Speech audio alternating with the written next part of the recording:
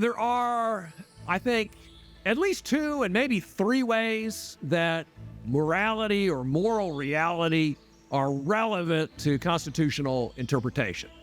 So one way is the way that Chief Justice Marshall used moral considerations in a case from 1805, U.S. versus Fisher.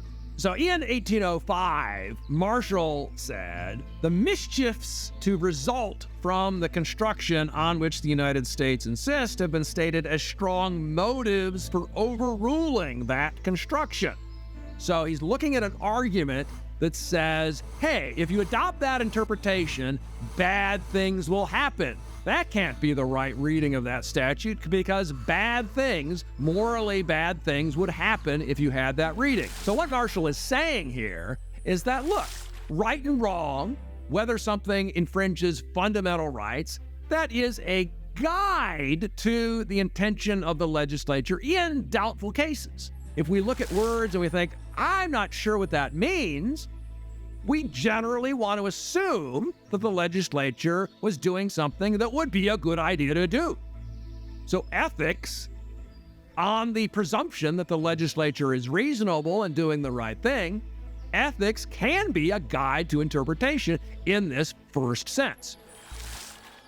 A second relevance for ethics has to do with this meaning application distinction. So sometimes the law, either in a statute or in a constitution, sometimes the law will use a term which itself has a partly moral meaning.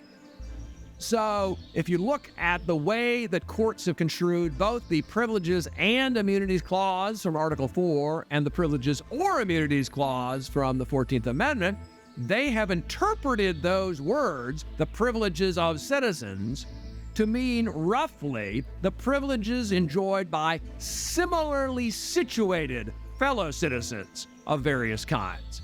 Well, whether or not one citizen is similarly situated to another citizen requires some moral analysis in certain cases. So the most famous construction of Article 4, Section 2, Clause 1 before the Civil War, Corfield versus Coryell from 1825, Justice Bushrod Washington includes a list of lots of privileges of citizens, but then he adds this bit. He says these privileges are subject, nevertheless, to such restraints as the government may justly provide for the general good of the whole. So to figure out whether something is a privilege of citizens, you have to think at least a little bit about what the government can justly provide for the general good of the whole. There's a tacit restriction to cases in which the general good, the general moral good of the community, doesn't require something else. A third way that morality is relevant, at least to what judges are doing in interpretation cases, has to do with precedent. They have an idea that when lots of things depend on a decision, you're going to want to be very, very careful about it. So we see this distinction in the law. Before we send somebody to jail for a crime, we say you got to prove it beyond a reasonable doubt. We can apply this to precedent and say, well, how much is riding on a decision can be part of how we decide whether to overrule a precedent, and specifically how much evidence we need of the wrongness of that earlier precedent in order to overrule it.